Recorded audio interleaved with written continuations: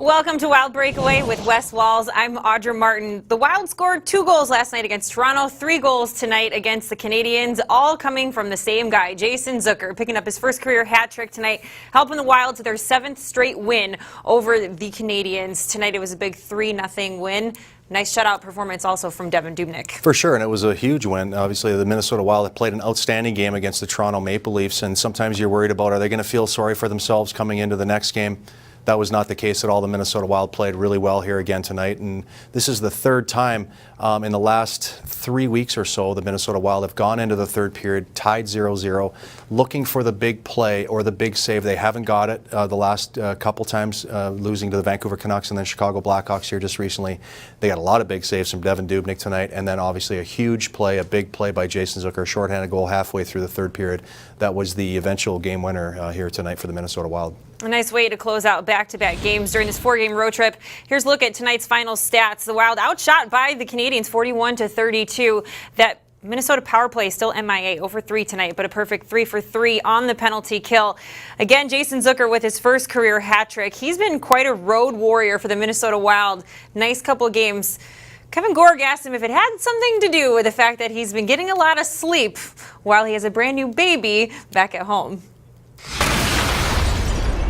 It's pure coincidence, I promise you that.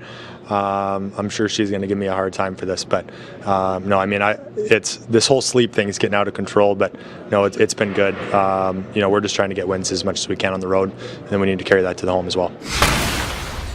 So congratulations on the baby and the hat trick to Jason Zucker. Here's a look at what's next for the Wild. They wrap up this road trip against the Flyers on Saturday. Then they turn back around to face the Flyers yet again, but this time back at the XL Energy Center on Tuesday. And then it's the defending Western Conference champs, Nashville Predators, coming to town on Thursday.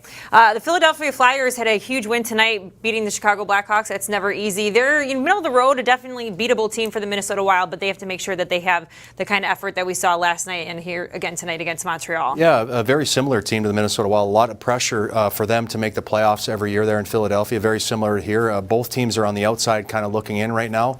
Like you mentioned, the Philadelphia Flyers had a huge win at home against the Chicago Blackhawks, who've been playing well of late.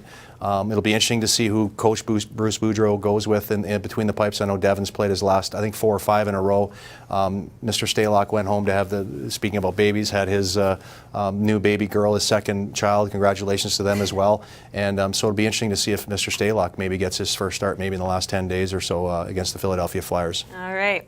Well, those babies seem to be good luck. We'll see who's next for the Minnesota Wild, who's going to have the next one. Here, we'll see the Wild can make this 2 in a row and wrap up the road trip on a high note against the Flyers on Saturday. We look forward to seeing you then. For Wes Walz and Audra Martin, thanks for joining us on Wild Breakaway.